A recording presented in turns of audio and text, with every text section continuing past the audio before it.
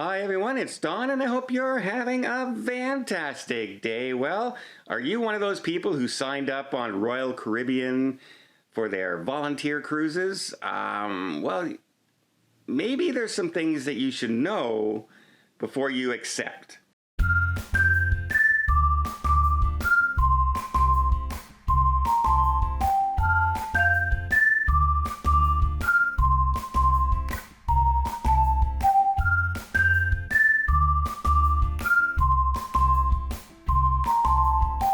Okay, well, right off the bat, these are not going to be your normal cruises, right? They have to test the protocols that are on board. So they're not going to be full ships by no means, and they're not going to be heading off to luxurious travel destinations around the Caribbean. You're going to be lucky if you go out to sea at all. In fact, the CDC doesn't require them to go out into the water at all. They can dock and just pretend that there's an outbreak on board. And they don't have to actually have passengers out at sea.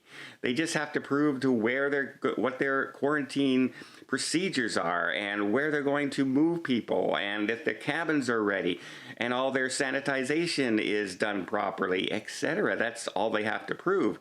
Now, the only time that they may actually set sail is that they have to show shore excursions. Now, I don't know if the CDC will consider touring around the Everglades as a shore excursion. I don't know. They may say, no, we want to see you land. We want to see what your tendering is like. And we want to see your procedures for that. And in that case, we want to see you head out to your private islands. And that may be the only testing done as far as those procedures are concerned. So if you sign up for a cruise, you don't know how long it's going to be. You don't know what you're going to be involved in, because one of the procedures is that you have to lock down after COVID is discovered on your ship. So they're going to, you're 6 hours into your simulated cruise, and the captain announced there's been a discovery of COVID on blah, blah, blah, blah, blah, blah. Everybody, please return to your cabins. And everybody has to go to their cabins, sit in their cabins, while the crew members now go into isolation mode, and they have to show how they're going to deliver food to everybody. They're going to have to show how they're going to clean everybody, how they're going to isolate everybody, and that can take a day, 2 days. The CDC may want to see all that. So you may say, hey, great, I'm on a test cruise. Beautiful. And then you're locked in your cabin after a couple hours. Not exactly the free cruise you were signing up for.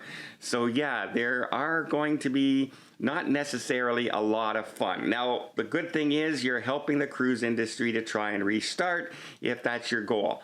If you're just one of those people looking for a free cruise that you're going to really luxury and enjoy, and then you're going to get on board and they're going to tell you to head to the cabin, and you're going to be all upset and say, no, I don't want to go to my cabin. I'm not sick. What am I doing? They don't want you on board, and please don't go, because that's not what the test cruises are about. That's what going on a real cruise is about, that they're trying to do for everybody. So keep all that stuff in mind, because I see so many people thinking that they're going to head out to Nassau and it's going to be a 7-day cruise. In fact, you could sign up for a 5-day cruise, and on day 1, 3 hours out of port, the CDC can say, oh, you've had an emergency on board, turn around. And that's it. That's the end of your cruise. Because the CDC maintains the right to end the cruise at any time. So you may have been planning your airfare, your flights are 5 more days away, and now you're at a hotel that you have to pay for 5 more days until you can fly out if you can't change your flights. So there's a lot of risk and a lot of expenses. A lot of things can happen. They may be on a test cruise and you're scheduled to go on the second test cruise, and they say, no, that ship didn't pass. You got to do this, this, and this before you do your next test cruise. And now you're in Florida, that you flew in from Texas, and you can't do anything because that cruise has been canceled. And if that cruise has been canceled and it goes into the third test cruise, then your cruise is canceled and they'll use the passengers who were scheduled to go at a later date who are arriving next. So you traveled all that way with all that expense for nothing. You see the risks involved. So I would say that this is perfect for people who live in the Florida area who can drive and who have the time and flexibility that you're not worried about scheduling for jobs and children and things like that.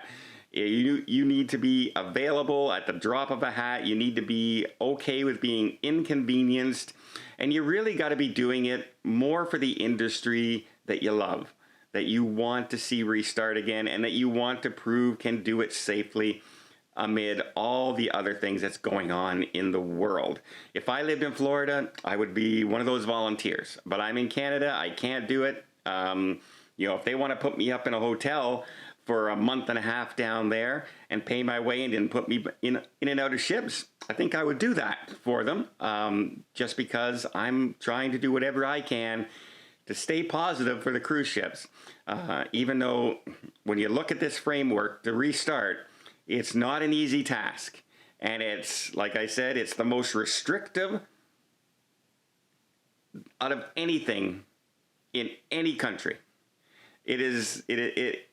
No other business, no other travel industry, no other anything has this many restrictions and this many hoops to jump through than the cruising industry. So I would do my part if I could. You hear that, cruise lines? I'm available, you just gotta pay my hotel. Well, I hope you appreciate this update. If you did, please give it a thumbs up. Want to see more tips, more tricks, more travel vlogs from around the world? Hit that subscribe button. Till next time, have yourself a safe and a great vacation.